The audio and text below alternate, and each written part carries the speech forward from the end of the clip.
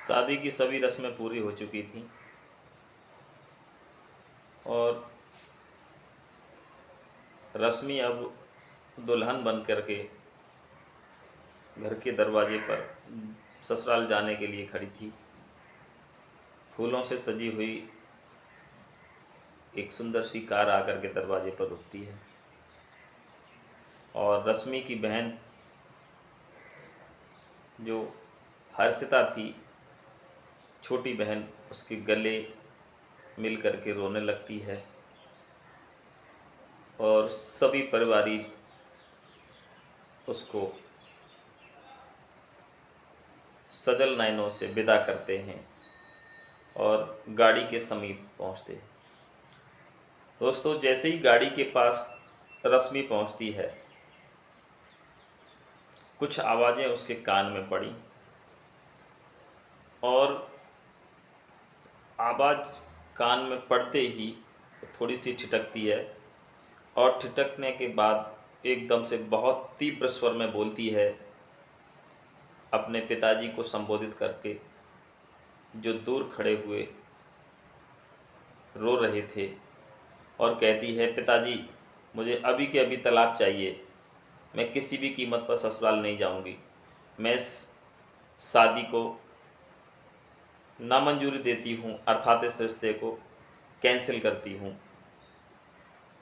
रश्मि ने ये आवाज़ इतनी तेज की थी, अर्थात वो इतनी तेज बोली थी कि आसपास जितने भी लोग खड़े हुए थे सबके कानों तक ये आवाज़ पहुंच गई और सब एकदम से भौचक्के रह गए।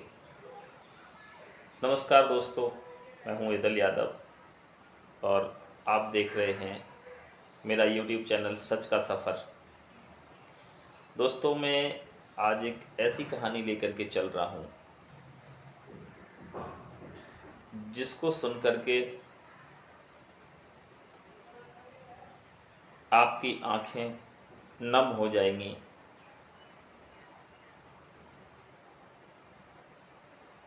तो रश्मि के पिता सुरेश चंद्र जी बड़ी धूमधाम से अपनी बेटी की शादी करते हैं। शादी की प्रत्येक रस्म को बड़े हर्षोल्लास के साथ पूरा किया गया। यथाउचित प्रबंध हर चीज़ का किया गया था और जैसे ही रश्मि की शादी होती है, फेरे पड़ते हैं, उसके बाद जो भी औपचारिकताएं होती हैं, यानी सबको सभी रस्मों को पूरा करने के बाद में, और जैसे ही वो बेटी दुल्हन बन कर के ससुराल को जाने लगती है, तो फूलों से सजी हुई जो गाड़ी दरवाजे पर लगी हुई थी उसके समीप पहुंचती है। उसी समय क्या देखती है कि रश्मि का जो पति, जिसका नाम आशीष था, आशीष के पास उसका एक दोस्त आकर के खड़ा होता है और बड़ा खुशी से झूमता हुआ और कहता है कि शादी तो बहुत बढ़िया हुई, मगर जो रोटियां सेकी जा रही थीं वो रोटी एकदम से ठंडी थी। उसी बीच दूसरा मित्र आता है उसका और कहता है, मटर पनीर की जो सब्जी बनी थी वो कुछ खास नहीं थी। इसी बीच आशीष का छोटा भाई विनय विनय आ जाता है और विनय कहता है, हाँ भैया, बात तो भैया ठीक कह रहे हैं, जो रसमलाई बनी थी उसमें उतना मिठास नहीं था, उसमें उतना रस नहीं था। और आशीष भी उन तीनों की हाँ में हाँ मिला देता है और कहता है कि परेशान मत हो, यहाँ से चलने के बाद में एक बढ़िया से होटल में चलूँगा लेकर के, और जो तुम लोगों की इच्छा हो वो वहाँ पर खा लेना। यहाँ की व्यवस्थाएं जैसी थी वैसी थी। और ये शब्द वो बेटी रश्मि के जब कानों में पड़ते हैं तो उसी समय चीख करके आवाज़ लगाती है और झपट करके अपने पिताजी के गले लग जाती है जा कर के, और रोने लगती है और बोलती है, पिताजी, मैं किसी भी कीमत पर ससुराल नहीं जाऊंगी और इस शादी को मैं कैंसिल करती हूँ, इस रिश्ते को नामंजूरी देती हूँ और मुझे अभी के अभी तलाक चाहिए। दोस्तों, जैसे ही ये बात वहाँ सब लोगों के कान में पड़ती है तो सुरेश जी अपनी बेटी से पूछते हैं, बेटी क्या बात है, अचानक से कैसी क्या बात हो गई।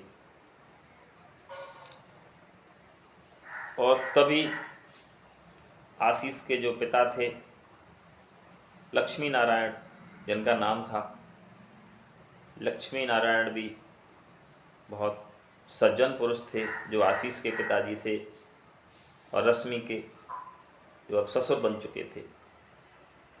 सब लोग इकट्ठा होते हैं और लक्ष्मी नारायण पूछते हैं, बहू क्या बात है, और अब जाकर के जब विदाई का समय है तो तुम क्यों ऐसा कह रही हो।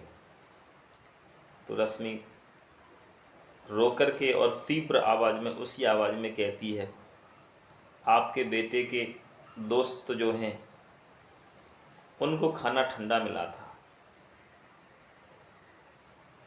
आपका जो छोटा बेटा है उसको रसमलाई में रस नहीं मिला, आपके जो बेटे हैं उनको मटर पनीर की सब्ज़ी ठीक नहीं लगी। इसमें मेरे बाबूजी की क्या गलती है। मेरे बाबूजी की तरफ देखिए, जो शर्ट पहने हुए हैं, उस शर्ट के अंदर जो बनियान पहने हुए हैं, उस बनियान में सैकड़ों सुराख हैं, क्योंकि उन्होंने जब से मैं शादी के लायक हुई एक रात चैन से नहीं सोए। मेरी जो माँ पीछे खड़ी हुई रो रही हैं, उनकी तरफ देखी, जो साड़ी वो पहने हुए हैं वो मेरी मौसी की साड़ी है। मेरे माँ और बाबूजी अच्छे कपड़े पहन सकते थे, अच्छे कपड़े खरीद सकते थे, लेकिन सिर्फ उन्होंने इसलिए नहीं, उन्होंने अपनी रात दिन की मेहनत कर करके एक एक पाई जमा की थी अपनी बेटी की शादी करने के लिए। और आज आपके बेटे और उनके दोस्तों को खाने की चीज़ों में टेस्ट नहीं आ रहा है और मेरे पिताजी की दरवाजे पर खड़े होकर के सरेआम हंसी उड़ा रहे हैं। इसमें मेरे पिताजी की क्या गलती है। मैं मान सकती हूँ अगर कोई चीज़ 19 हुई होगी तो वो कैटरस की जिम्मेदारी बनती है, ऐसा तो नहीं है इन चीज़ों के चलते कैटरस ने मेरे बाबूजी से पैसा कम लिया हो।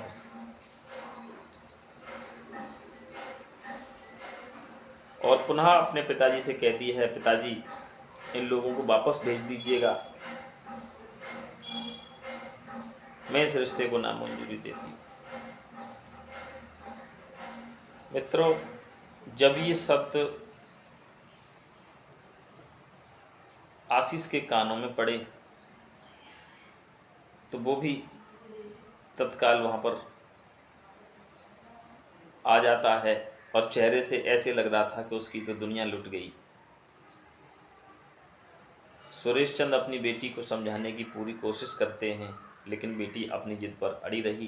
पिताजी, जब आज इन्हें आपके स्वाभिमान सम्मान की परवाह नहीं है, अभी चंद क्षण ही हुए हैं और ये दरवाजे पर खड़े होकर के इस तरीके की बातें कर रहे हैं, तो जब मैं इनके घर पहुंच जाऊंगी उसके बाद में इन लोगों का क्या रिएक्शन होगा।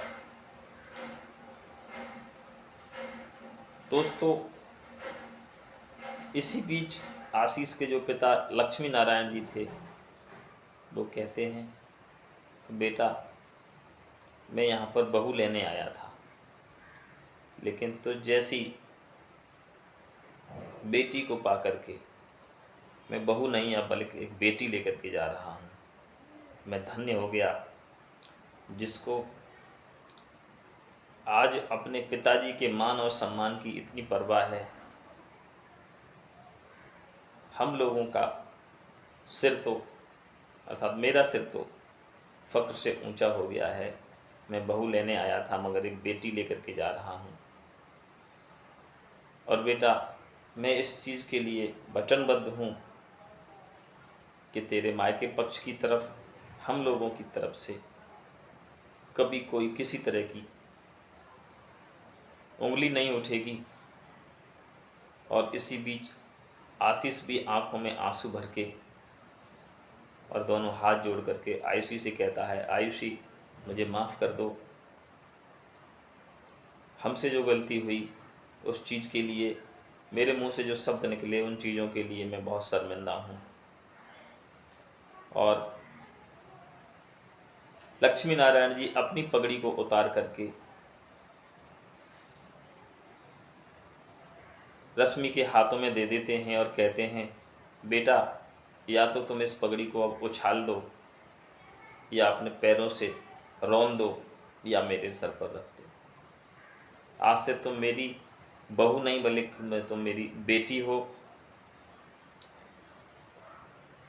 और जब उस बेटी ने अपने ससुर के ये शब्द सुने, उस पगड़ी को लेकर के अपने ससुर के सिर पर रख देती है और लक्ष्मी नारायण अपनी बहू को अपने गले से लगा लेते हैं। और वहीं सुरेश चंद भी आकर के दोनों आज उस बेटी को बारी बारी से अपने गले लगाते हैं और दोनों की आंखें आंसुओं से डबडबा रही थीं। और इस तरीके से उस बेटी की मायके से ससुराल के लिए विदाई होती है। तो दोस्तों, कैसी लगी मेरी आज की ये कहानी? और इस कहानी को आप तक पहुंचाने के पीछे मेरा मकसद सिर्फ एक मनोरंजन ही नहीं,